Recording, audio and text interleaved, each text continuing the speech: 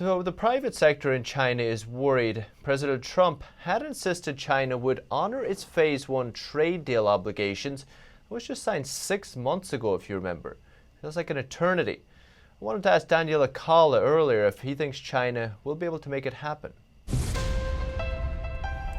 Daniel, great to see you again. We see over the last few days, and not just the last few days, at least from a political perspective, relations between the US and China deteriorating very, very rapidly. We see the consulate issue, we see threats of banning TikTok here in the United States.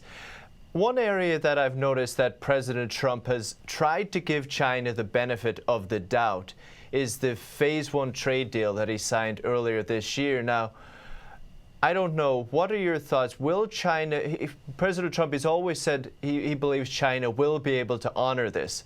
I've always had my doubts whether they intended to, but looking at the data and analyzing it yourself, what are the chances of them actually honoring this deal?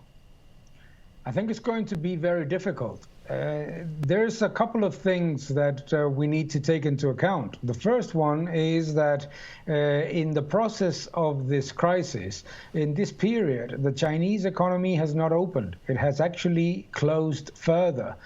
Capital controls remain. The idea that there was going to be a significant change in terms of intellectual property has not happened yet. There are also conflicting messages, because if you think about it, on one side we hear from the officials in China that the economy is back above the levels at which it was before the COVID-19 crisis, that the economy is growing in a strong way, yet the data in terms of imports from the United States, in terms of all of the things that were supposed to be implemented by now from the trade deal are actually not happening. It is true that GDP in itself doesn't tell us a lot, because if we look more granularly at the data from China, what we see is that the recovery is slower and more challenging than what the headline figures show.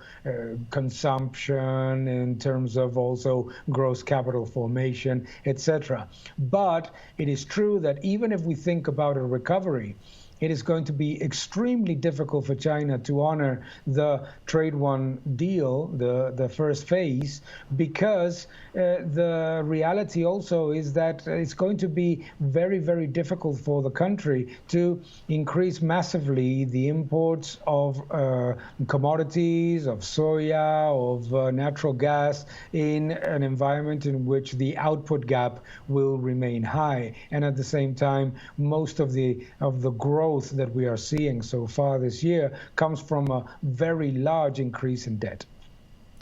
And what does it mean to China as, one of the top two, some could argue, superpowers in the world? If this decoupling, particularly economic decoupling, continues, how will things work for them?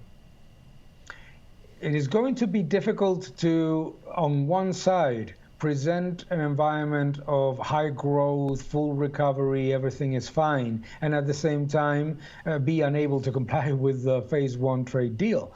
It makes it very difficult for a second phase to arrive. It makes it very, very challenging for the relations between the United States and China to improve. And also, at the same time, we are not seeing the improvements and the opening of the economy that we all expected would happen in these first months. It is true that we are all suffering from the COVID-19 crisis, but there's almost an impossible dichotomy here between the official message that the Chinese economy is going to be the only one that is completely unaffected by the COVID-19 crisis, and at the same time show in the figures that imports and that the improvements in intellectual property and improvements in financial market and capital controls are not happening. Daniel, I appreciate your insight. We'll catch you again soon. Thank you. Thank you very much.